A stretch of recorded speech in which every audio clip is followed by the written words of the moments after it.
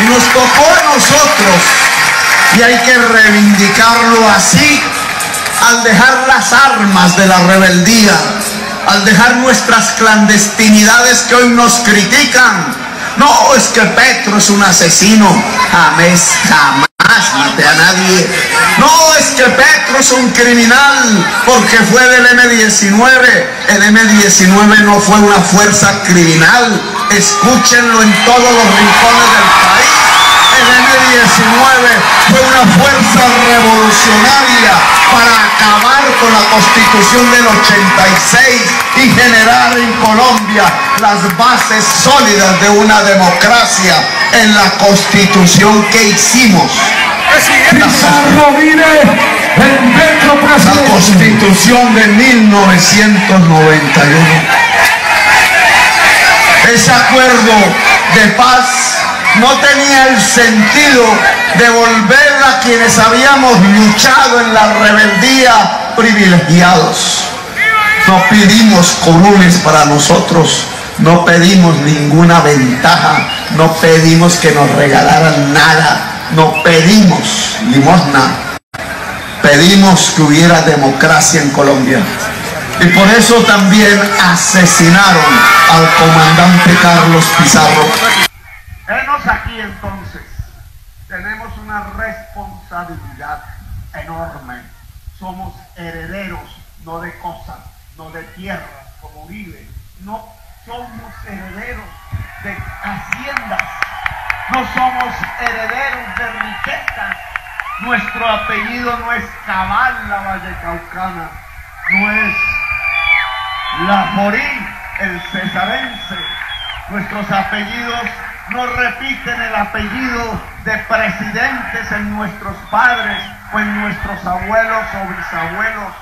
Nosotros no somos hijos de la vida fácil como Duque, que puede arruinar su propio doctorado en Harvard solo porque le dio pereza de ir a estudiar en Boston y cambió el doctorado por un cursillo de 3 días por internet desde la cama de su hogar. No somos hijos de la vida fácil, no somos hijos del privilegio. Álvaro Uribe Vélez proponía una comparación, sus zapatos con los míos. Los míos están llenos del polvo de las carreteras y de los caminos de la patria.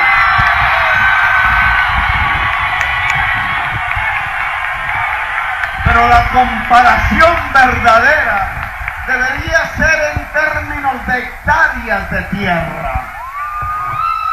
Álvaro Gómez Hurtado es propietario de miles y decenas de miles de hectáreas de tierra que, siendo fértil, no las hace producir comida. Es un latifundista improductivo de Colombia. Petro no tiene ni 1 metro cuadrado en ninguna hacienda del país.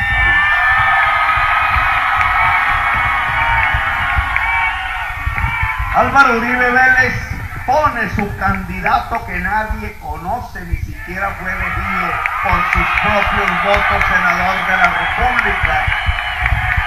Solo tiene votos porque lo dice Uribe.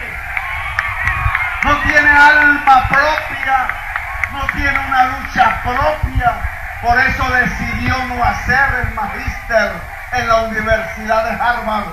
Vaya y pregúntenle ustedes a cualquier muchacho o muchacha de Palmira si recibiera el privilegio de tener una beca para estudiar un doctorado en Harvard, si iba a quedarse acostada en su cama haciendo un cursillo por internet. Ningún joven colombiano desaprovecharía esa oportunidad, así le tocara tomar tinto todos los días sin más. Haría ese curso, así le tocara traducir las palabras del inglés toda la noche, así le tocara sufrir sin abrigo los fríos de Boston y de Cambridge. Se iría ya a estudiar para poder volver aquí a la casa de su mamá con el título en la mano y decirle: mamá, mamacita, mamita, soy doctor de Harvard, y estos conocimientos van a ir para la comunidad que me dio vivir, para mi familia, para mi sociedad vallecaucana, para mí mismo, porque me da dignidad y orgullo haber estudiado en la mejor universidad del mundo. Pero eso no pasó por la mente de Iván Duque. De la vida fácil no salen esos sacrificios. Ellos no conocen qué es coger un asadón y sentir la dureza de la madera y la astilla clavando la piel de la mano cuando se abre un surco en el campo. Ellos no conocen de lo que sufre una madre sola cuando todos los días sale a vender yuca o papa frita o chocorramos o colombinas para poder hacer sobrevivir y entregarle la educación, el vestir a sus hijos. Ellos quizás lo único que saben decir es que hay que ordenarle a la policía para que esa señora vendedora ambulante abandone de inmediato la calle, porque la calle, según ellos, se ve fea si la señora está luchando y trabajando por sobrevivir. Ellos de la vida fácil no pueden gobernar a Colombia. Miren esa diferencia.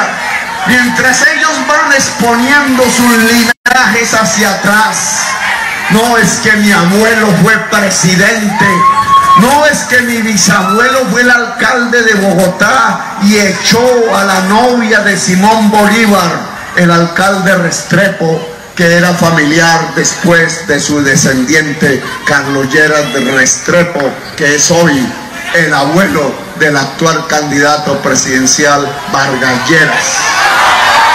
Los mismos apellidos, los mismos linajes, los mismos procederes, la misma falta de visión del futuro, los mismos que nos quieren condenar a la desigualdad social y a la violencia.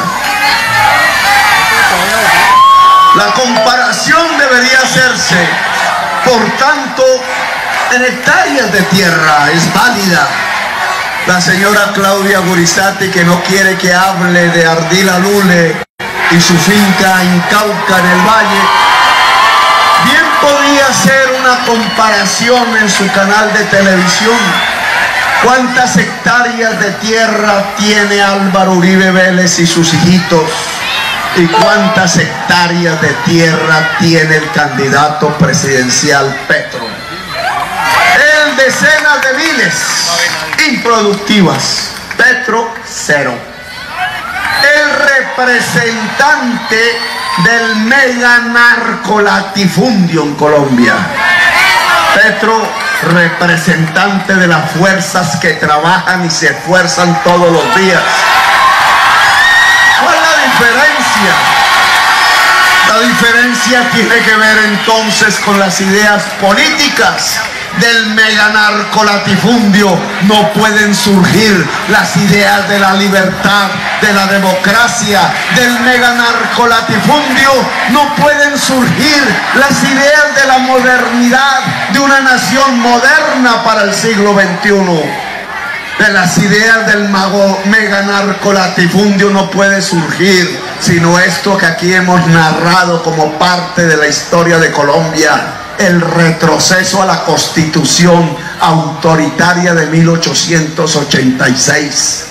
Por eso Iván Duque propone cerrar las cortes, no solo para hacer trizas el acuerdo de paz con la FARC a través de la Justicia Especial para la Paz, que es una corte de la justicia en Colombia, no solo para impedir que los paramilitares y los militares y los funcionarios públicos que incurrieron en delitos de lesa humanidad en la guerra en Colombia, para lograr su libertad, entreguen la verdad a la sociedad colombiana. Lo que no ha podido hacer el coronel Plazas Vega, decir qué pasó en el Palacio de Justicia. Lo que no ha podido decir el general Rito Alejo del Río, decir cómo se construyó el paramilitarismo y bajo qué órdenes se hicieron los genocidios del pueblo del Urabá y bajo qué órdenes se hizo la masacre de Mapiripán. con una Colombia humana y decente. Petro, presidente. Ellos no quieren que esa verdad aparezca. No porque les dé vergüenza, porque desvergonzados son. Saben que una parte de la sociedad colombiana les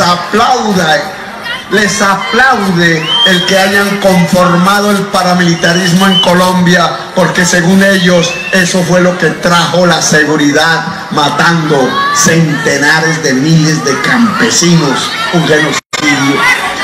No les avergüenza, pero saben que hay una parte de la sociedad colombiana, que es la mayoría, que no cree en paramilitares, que no cree en la violencia, que en la decencia supone que se puede construir una democracia, y saben que si esa verdad aparece, pierden el poder. Por eso quieren cerrar las cortes. Quieren cerrar las cortes para acabar la acción de tutela en la Corte Constitucional, porque saben que al acabar la Corte Constitucional y la tutela, la gente no tendría un mecanismo concreto con que defender sus derechos fundamentales y colectivos, los derechos que generó la Constitución de 1991, hecha por la diversidad política de Colombia y hecha mayoritariamente por el movimiento 19 de abril, mi movimiento. No, ellos quieren ir hacia atrás, contra lo cual luchaba el general Uribe el bueno.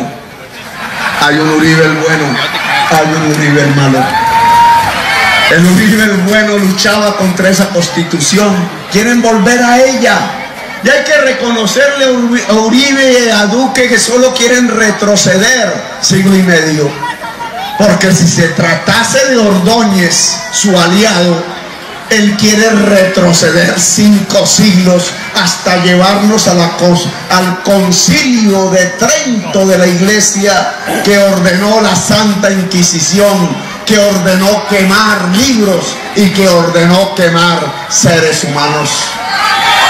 Vaya aliado el que tiene. El catolicismo supo superar esa época de atraso y oscurantismo. Reconoció a través de los papas modernos y del Papa Francisco que la Iglesia había ordenado quemar mujeres solo porque pensaban, que la Iglesia había ordenado torturar gente solo porque querían ser librepensadores, y que de eso había que pedir perdón, y pidieron perdón. Y sin embargo aquí las fuerzas políticas del atraso, las de Duque y Uribe, tienen un aliado que no acepta ese perdón y que cree que es justo y necesario quemar los libros en las hogueras, y desconoce la frase del filósofo alemán que decía: el que quema libros en las hogueras termina quemando los seres humanos en las hogueras. Nos van a poner a Ordóñez de fiscal general de la nación si gana el señor Iván Duque. Nos van a tener que decir entonces que desde el gobierno un presidente dice que el embarazo adolescente es producto de la vagancia de la mujer, y que entonces la niña adolescente tiene que trabajar. Nos vamos a dejar gobernar de un señor que, con ideas que le meten porque no las tiene propias, dice que hay que cerrar las cortes y que por tanto hay que acabar la acción de tutela, la protección de las libertades y los derechos, y la posibilidad de que a partir de la verdad en la justicia especial para la paz pueda aparecer la reconciliación. Nos vamos a dejar condenar otra vez a la continuidad de estos 2 siglos de soledad, 200 años de soledad de la violencia en Colombia, o vamos a ir hacia adelante. Claro que un representante de los meganarcolatifundios de los mega narcoterratenientes no podía proponer la modernidad, la libertad o la democracia. Ellos solo pueden proponer la autoridad ilegítima, la dictadura, la sociedad sin derechos y libertades, el atraso mental, la ignorancia académica. Son ellos representantes de esa clase política que en 2 siglos nos ha expropiado las condiciones para poder trabajar, las condiciones para poder construir riqueza como sociedad, las condiciones para poder disminuir la desigualdad social.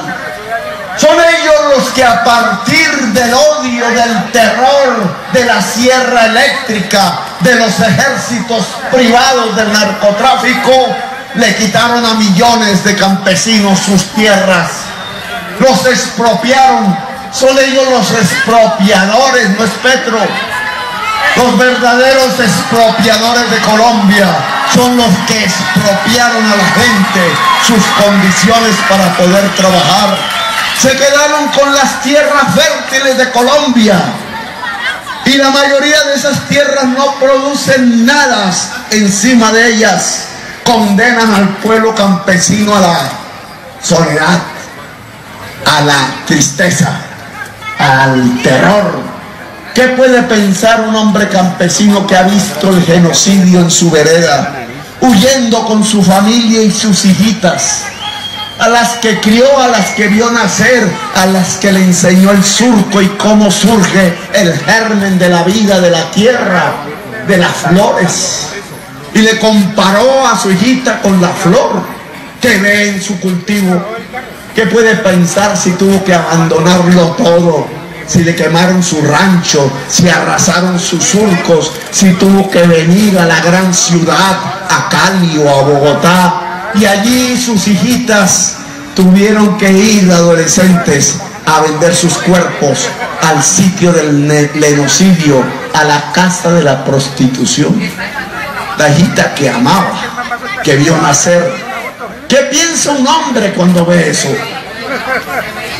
No puede sino ocurrirle en medio de su nostalgia, en medio de la parálisis del terror, ver lo que más ama conducido a la indignidad por virtud del poder que él creerá que es la vida del Señor que lo ordenó. ¿Qué puede pensar si no es la fractura misma de la existencia del corazón, la fractura misma de la vida humana en Colombia? Les expropiaron millones de hectáreas y los condenaron a ver a sus hijas correr hacia la casa de la prostitución. Por una Colombia humana decente, Petro, presidente.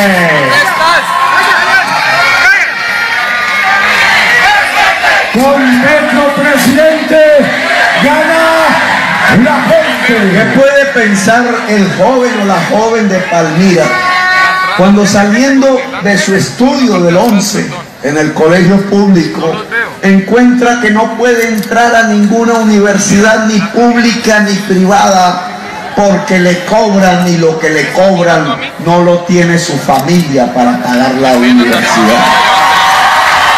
¿Qué hace? Duque dice que el embarazo adolescente es porque el adolescente no trabaja.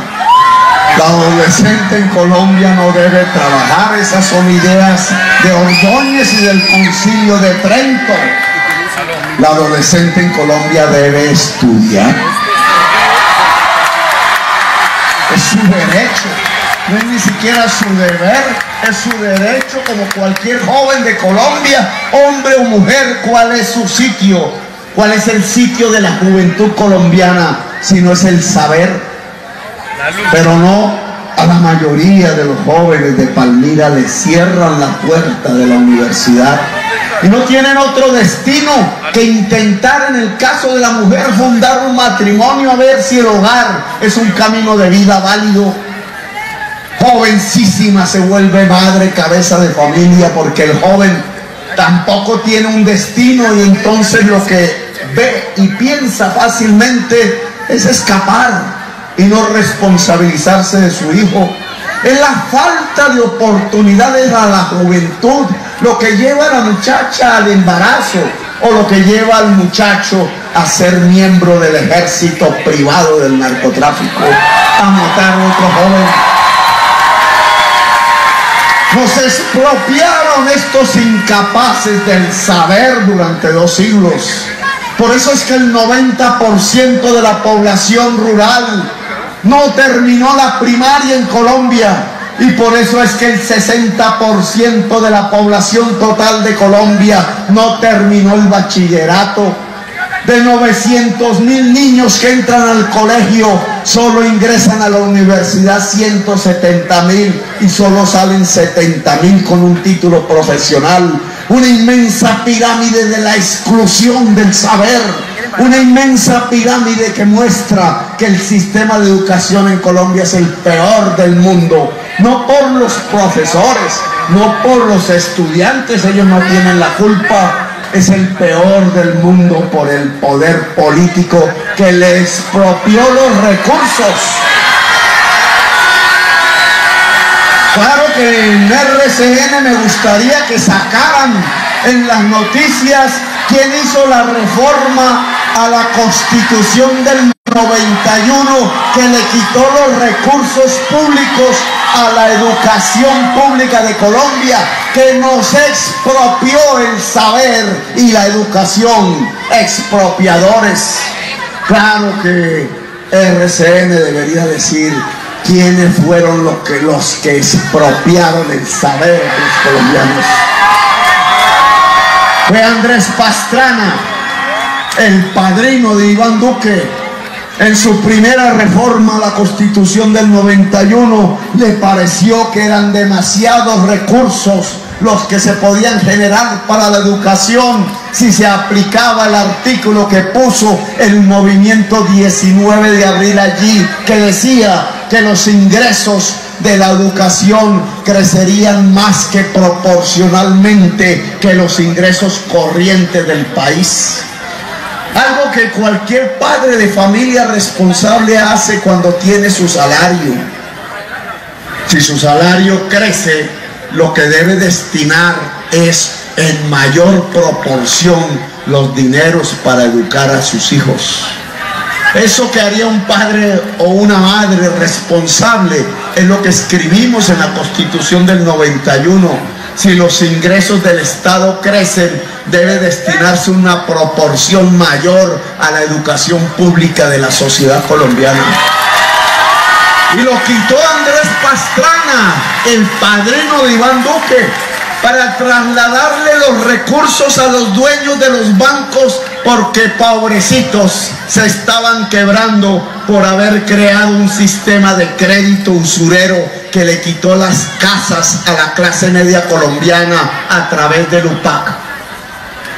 Y después volvió permanente la reforma el señor Álvaro Uribe Vélez, presidente de Colombia, porque decidió llevarse los recursos de la educación pública hacia la guerra, hacia los tanques, hacia los aviones y sus bombardeos, hacia los fusiles y las municiones que solo en Colombia matan colombianos y colombianas.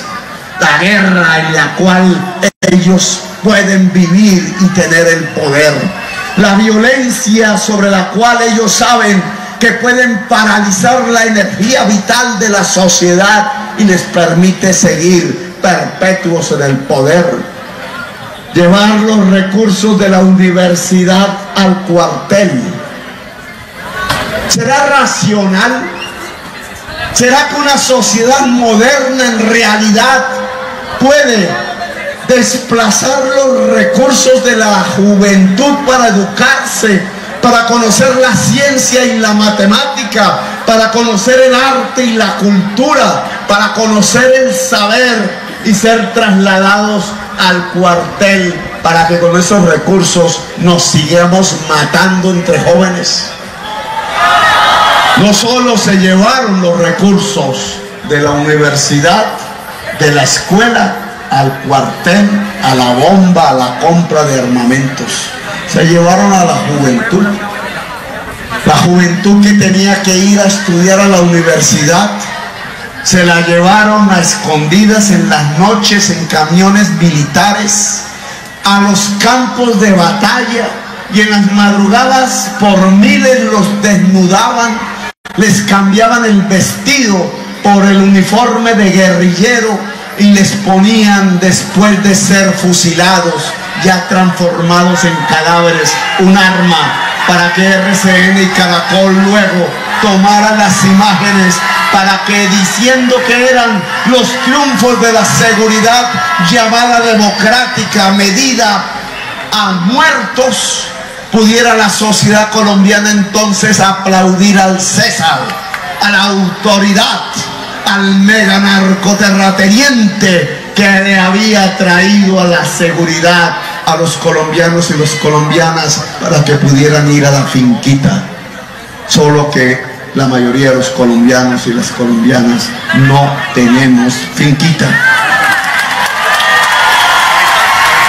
Solo que no eran guerrilleros muertos, eran jóvenes inocentes de los barrios populares, conducidos a la fuerza en el día anterior para hacer simplemente la foto de un periódico o la imagen de un canal de televisión. Solo que la seguridad democrática, a pesar de los vítores al César que mata, no puede ser muertos. Ninguna seguridad se puede construir llevando la juventud a la cárcel o llevando la juventud a la muerte. La seguridad de una sociedad depende de la vida.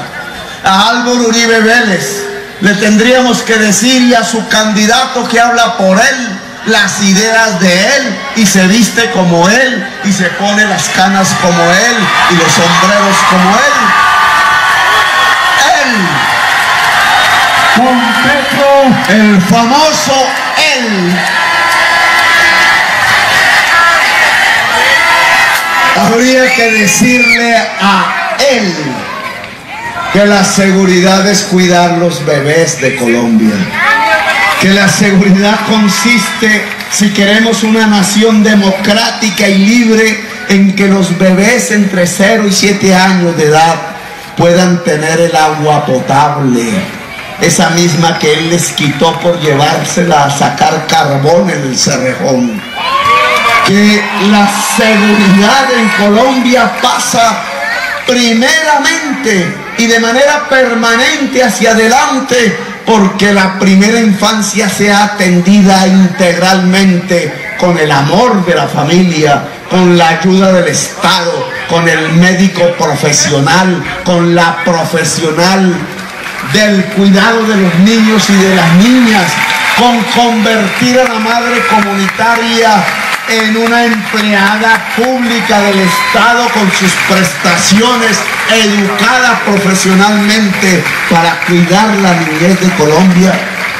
Que si la niñez de Colombia está desnutrida, se come el cerebro, y al comerse el cerebro para sobrevivir, pierde permanente e irreversiblemente su capacidad del pensar y de la inteligencia.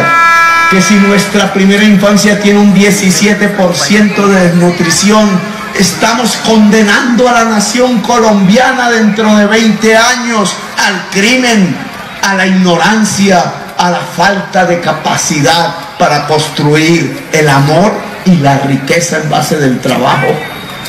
Que el pueblo colombiano debería entender que la seguridad no consiste en cuántas orejas de liberales cortados como hace 60 años, y que la seguridad no consiste en cuántos jóvenes van a la cárcel o en cuántos jóvenes se matan, sino que la seguridad consiste en cuidar integralmente a nuestros bebés, en el amor de esos bebés cuidados en el amor y la ciencia y el arte y el juego. No saldrán criminales, no saldrá el que mata a su propio hermano, saldrán constructores de democracia, seres humanos capaces de defender su propia dignidad, sus derechos, su libertad. Y obvio que a eso no le gusta a Uribe, Y a las fuerzas atrasadas de Iván Duque y de Ordóñez, lo que quieren es tener un pueblo como rebaño, un pueblo sin derechos, un pueblo sin libertad, un pueblo sin dignidad, al que puedan conducir de manera fácil, mientras corruptamente se quedan con los dineros del Estado a la violencia y a la guerra permanente, hasta que nos atravesamos nosotros mismos, hasta que las voces antiguas y ancestrales se recogieron en la sociedad contemporánea de hoy, hasta que la juventud de esta generación decidió levantarse a decir basta, no queremos 200 años más de soledad sobre la tierra colombiana, hasta que nos juntamos, hasta que decidimos unirnos, y al decidir unirnos, decidir pasar no al siglo XVI como propone Ordóñez o al siglo XIX como propone Duque y Uribe, sino al siglo XXI, el que tenemos que vivir, el que tenemos que gozar, sobre el cual tenemos que afrontar los problemas propios del siglo que nos toca vivir. Este tiempo moderno, este tiempo que puede derivar a barbaries o a democracias nuevas, a un nuevo estilo de relacionamiento con la naturaleza y los seres humanos, si queremos seguir viviendo como especie viva en el planeta Tierra. Los tiempos del cambio climático. Con Petro presidente, gana la gente. Decidimos juntarnos con esas voces antiguas y los grandes asesinados y los pueblos resistentes. ¿Para qué?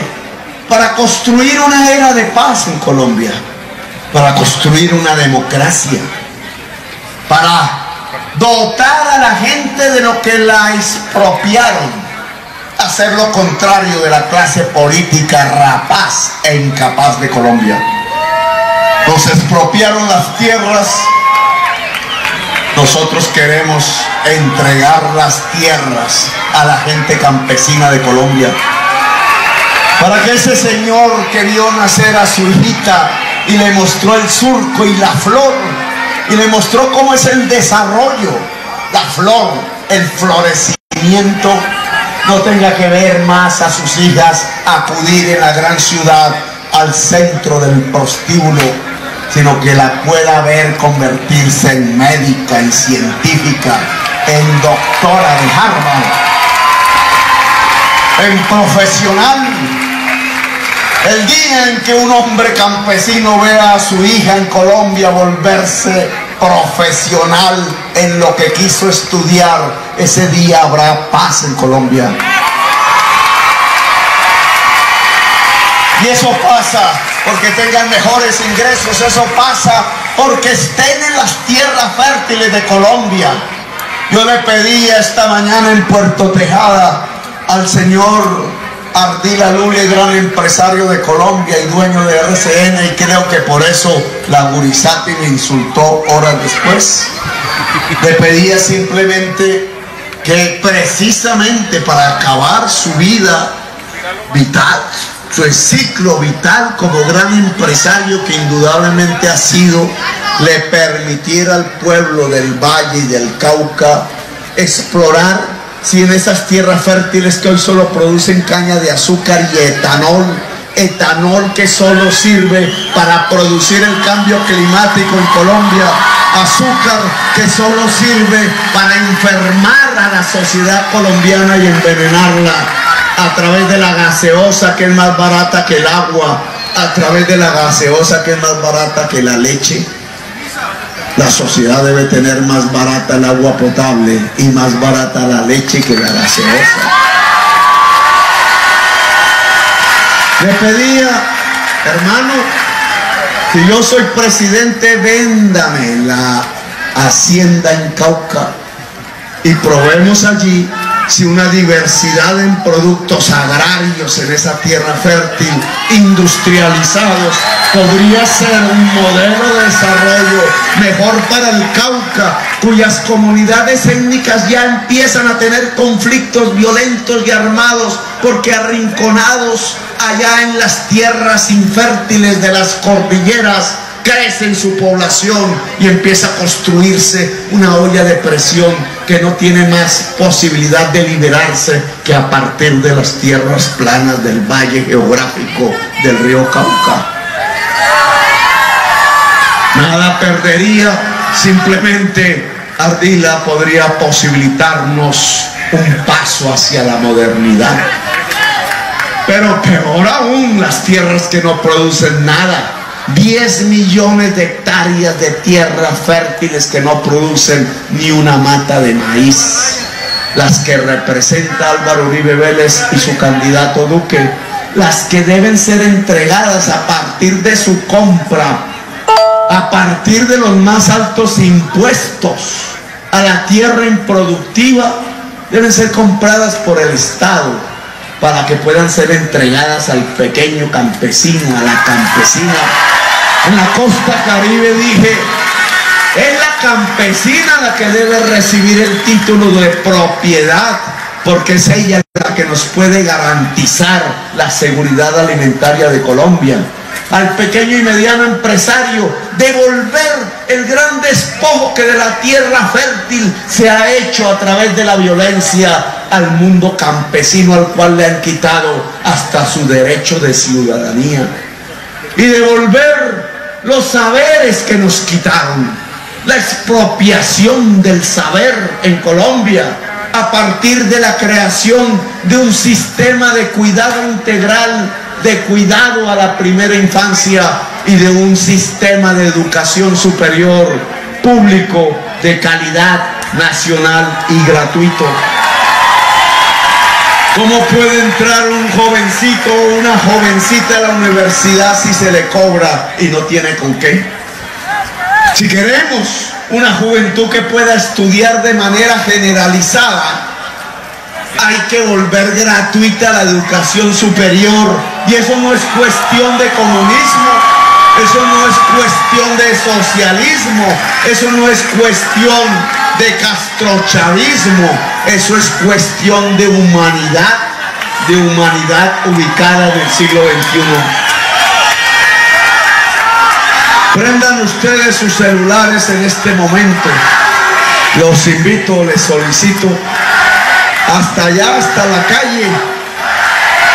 A ver si nuestro dron puede funcionar en este momento. Levanten la mano esos celulares prendidos.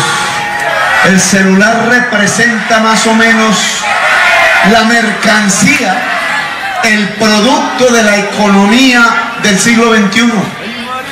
Cuando asesinaban a Carlos Pizarro no habían celulares. Al final del siglo XX no habían celulares.